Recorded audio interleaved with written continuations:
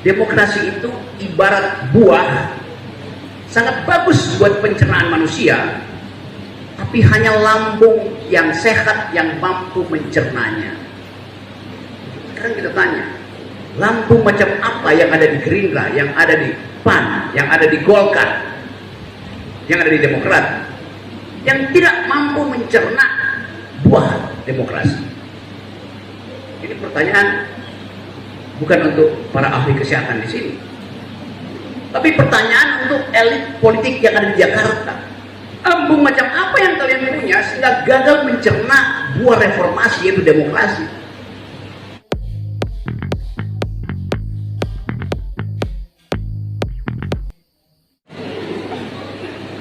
Saudara, kita ada di sini pada saat yang sama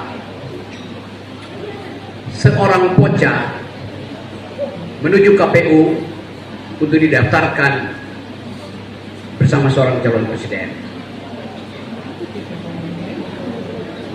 Pada saat yang sama ada pelantikan kabinet baru di istana. Jam-jam ini kita lihat satu kontras. Ada mahasiswa, anak-anak muda yang oleh Bung Karno, Presiden pertama Republik Indonesia, menyebut sebagai generasi pendobrak.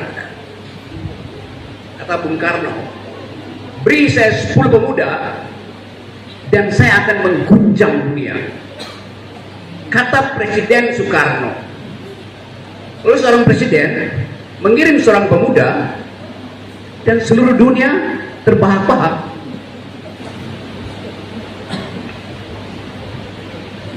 Karena asal-usul si pemuda ini tidak jelas. Tiba-tiba dia ada di daftar elit nasional. Dia sulap kita, dan kita akhirnya tunduk pada keputusan si presiden. Dipaksa untuk memuliakan seorang anak muda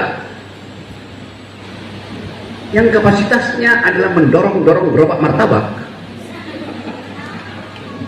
Bukan mendorong bangsa ini seperti yang dimaksudkan oleh Bung Karno. Sesuatu yang menghina peradaban bagi mereka yang tadi dalam lagu Marsi Mahasiswa menginginkan adanya peradaban. Yang Anda ucapkan tadi adalah janji Anda pada bangsa ini. Demi apa? Bukan demi dinasti, tapi demi rakyat yang bingung di persimpangan jalan. Kan itu lagu Anda tadi. Jadi kita ada di sini dalam upaya untuk melihat apa sebetulnya yang terjadi pada bangsa ini sehingga gagal mencerna buah reformasi itu. Mungkin satu waktu akan ada sejarawan, akan ada ahli politik untuk menerangkan bahwa Indonesia pernah satu bangsa dibohongi oleh seorang tukang mebel. Itu yang terjadi pada kita. Tetapi saya senang tadi ada ketua BEM yang bicara secara sistematis, ada rektor yang mengucapkan pikiran masa depan, sementara elit politik diam menunduk di depan seorang bocah. Satu waktu di dalam sejarah peradaban, Romawi yang adalah republik demokratis pertama akhirnya runtuh di abad pertama, tahun 100-an dia runtuh. Peristiwa itu ditanyakan oleh seorang wartawan pada seorang pemikir kenegaraan kira-kira abad 17, namanya Jean-Jacques Rousseau. Wartawan ini bertanya pada Rousseau, Profesor Rousseau, apa penyebab Roma gagal memelihara demokrasi? Kata Profesor Rousseau, demokrasi itu ibarat buah, sangat bagus buat pencernaan manusia, tapi hanya lambung yang sehat yang mampu mencernanya. Sekarang kita tanya, lambung macam apa yang ada di Gerindra, yang ada di PAN, yang ada di Golkar, yang ada di Demokrat, yang tidak mampu mencerna buah demokrasi? Ini pertanyaan bukan untuk para ahli kesehatan di sini, tapi pertanyaan untuk elit politik yang ada di Jakarta. Lambung macam apa yang kalian punya sehingga gagal mencerna buah reformasi, yaitu demokrasi? Itu yang mesti kita refleksikan hari ini. Karena kita berupaya untuk menuntun bangsa ini berdasarkan prinsip-prinsip yang diletakkan oleh founding parents kita, Bapak Ibu pendiri bangsa, yaitu berpikir, mengucapkan pikiran, mengucapkan konsep. Sekarang konsep itu ditenggelamkan oleh sekedar satu keputusan di Mahkamah Konstitusi. Jadi Anda bayangkan betapa susahnya kita membangun bangsa ini, negeri ini, dengan fasilitas demokrasi diatur secara konstitusional oleh dalil-dalil bernegara yang diterangkan sejarahnya tadi oleh Profesor Refli Harun, dibatalkan hanya demi kepentingan seorang bocah. Apa enggak gila bangsa ini? Lebih gila lagi, mereka yang paham tentang kemaksiatan politik itu justru mengelulukan si bocah. Gila. Kita mau upayakan hari ini supaya ada pikiran baru datang dari Pekanbaru, bahwa harus ada presiden baru yang bukan bocah presiden lama.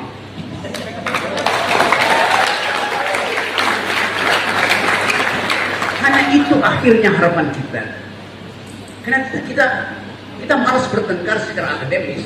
Karena tidak ada lagi fasilitas untuk bertengkar secara akademis. Kalau saya bertengkar secara akademis, saya tidak ditunggu oleh para pengkritik saya, tapi saya ditunggu oleh undang-undang ITE, ditunggu oleh KUHP. Itu yang terjadi. Jadi Anda bayangkan sebuah negara demokrasi diobrak-abrik oleh keangkuhan satu orang. Yang tadi diterangkan oleh Pak Habib, tadinya dia ingin 3 periode, gagal. Tadinya dia ingin perpanjang, gagal. Tadinya.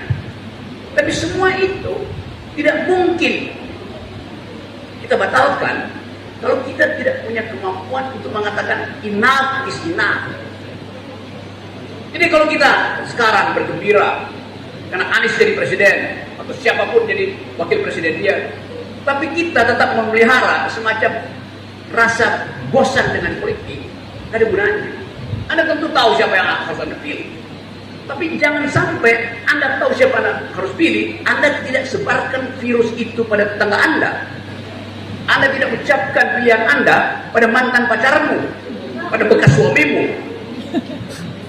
Itu intinya, kalau Anda pilih sesuatu di dalam keadaan yang kritis macam sekarang, Anda mesti ucapkan itu pada tetanggamu, pada supirmu, pada tukang kebunmu, supaya gerakan untuk menghasilkan perubahan bukan sekedar diucapkan lewat baik, tapi dengan bisik-bisik, dengan pantun, dengan logika, macam-macam.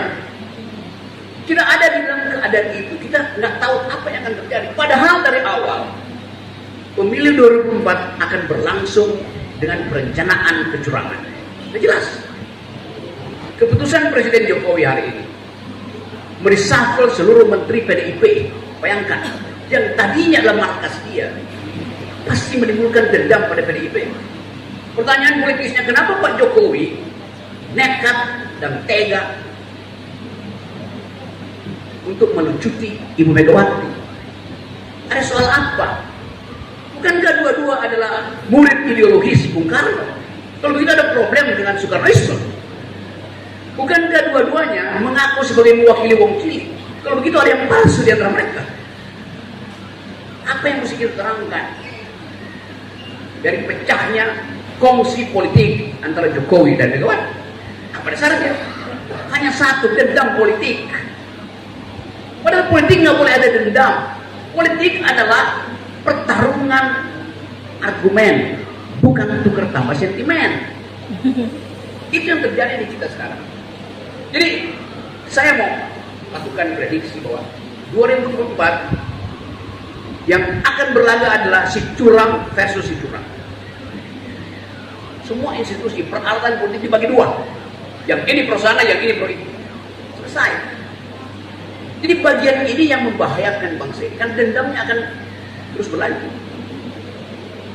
Seandainya Presiden Jokowi berhasil menjadikan Prabowo dan Gibran sebagai pasangan presiden, hari pertama udah ribut di DPR karena fraksi PDIP akan tetap kuat di DPR. Mungkin 2 minggu setelah itu di-impeach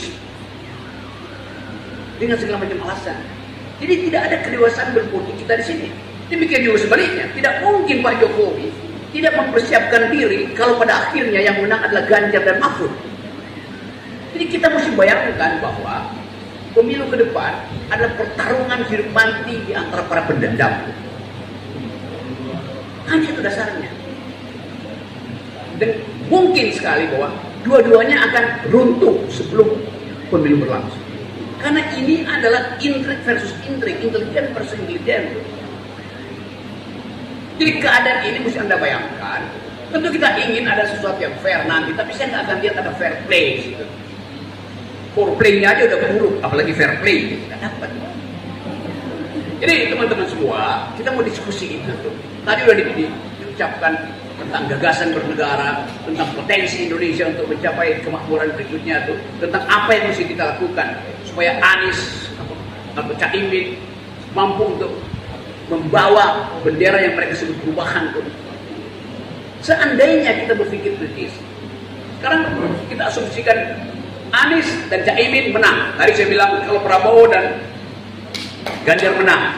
Bagaimana kalau Mahfud MD dan Ganjar menang tuh? Karena lebih baik Mahfud dan Ganjar, bukan Ganjar dan Mahfud. Kalau Anies dan Caimin menang, apa yang akan dia lakukan 100 hari pertama? Kalau tagihan hutang yang dibuat oleh Jokowi sekarang, setiap bayi yang lahir hari ini dibebani hutang 50 juta rupiah. Bagaimana kalau tagihan di Cina datang di hari pertama? Kolaps juga bangsa ini. Jadi kita mesti mempersiapkan satu gejala baru bahwa siapapun yang menang, dia akan masuk dalam problem yang ditinggalkan oleh presiden lama. Itu soalnya tuh. Ini bahayanya tuh. Kadang-kadang kita punya optimisme, oke bagus. Tetapi apa yang akan terjadi kalau rupiah per hari ini udah 16.100, naik terus sampai 17.000? Anda bayangkan bagaimana? PLN udah bangkrut karena berhutang dolar, sementara listrik dijual pakai rupiah. Separuh dari BUMN kita udah bangkrut, mesti di write off, dihilangkan dari buku akuntansi. Tetapi demi kebanggaan dipertahankan terus. Garuda itu kalau dia mendarat di Seattle ditangkap oleh polisi Seattle, disandra oleh masyarakat Amerika karena utang. Jadi ini masalah yang mesti kita pikirkan. Kalau ada presiden baru, apa yang mesti dia lakukan? Itu satu soal yang Anda harus pikirkan. Yang kedua, seandainya pertarungan politik ini gagal di tengah jalan, maka perubahan politik harus terjadi di luar sistem elektoral, di luar sistem pemilu. Siapa yang akan memimpin? Kan dasarnya itu. Jadi teman-teman semua, ini kalian adalah mahasiswa ilmu kesehatan. Di dalam pelajaran ilmu kesehatan, junto kedokteran, ada prinsip bahwa sel manusia itu dirancang sempurna oleh Yang Maha Kuasa. Sehingga kalau sel itu mulai mengalami patologi, memperlihatkan tanda-tanda kematian, kerusakan sel, maka sel itu akan mempercepat dirinya untuk punah. Sel itu akan bunuh diri supaya dia tidak mengganggu sel yang sehat. Di dalam ilmu kedokteran proses itu namanya apoptosi. Sel itu akan bunuh diri, apoptosi. Alam memberi dia fasilitas untuk bunuh diri. Tapi yang ada sekarang, presidennya seharusnya udah busuk, dia nggak mau bunuh diri. Dia melawan hukum alam. Itu yang terjadi. Bahkan yang terjadi bukan apoptosi sang presiden, tapi metastasi yang merambat ke institusi yang masih bagus. Bagaimanapun Mahkamah Konstitusi masih kita harapkan masuk dari situ, rusak Mahkamah Konstitusi, metastasi di situ. Setelah dia masuk ke KPU, karena KPU akan jadi komisi penyesuaian umur. Semua fasilitas akan dimasuki oleh sel busuk dari istana itu. Kepolisian dimasuki. TNI pasti juga diselundupkan sel yang seharusnya udah bunuh diri. Jadi bagi kita yang ada di sini, kita ada kumpulan pikiran yang mengupayakan masa depan yang bukan sekedar cerah, tapi harus mulia. Jadi teman-teman semua, saya percaya bahwa ada energi di kalangan akademisi yang menginginkan Indonesia ditulis ulang dengan tinta pikiran. Nah, karena itu saya selalu bersemangat bertemu dengan teman-teman. Karena saya percaya bahwa badai ini pasti mesti kita akhiri. Mesti ada pohon yang tumbang supaya ada akar baru kena sinar matahari dan menumbuhkan harapan baru. Jadi pastikan pertemuan semacam ini kita di sini bukan mengkampanyekan seseorang, tapi berupaya untuk memberi keyakinan pada rakyat diperlukan perubahan. Dan perubahan itu harus dimulai dari Pekanbaru, yaitu perlunya presiden baru yang bukan petugas dari presiden lama. Terima kasih.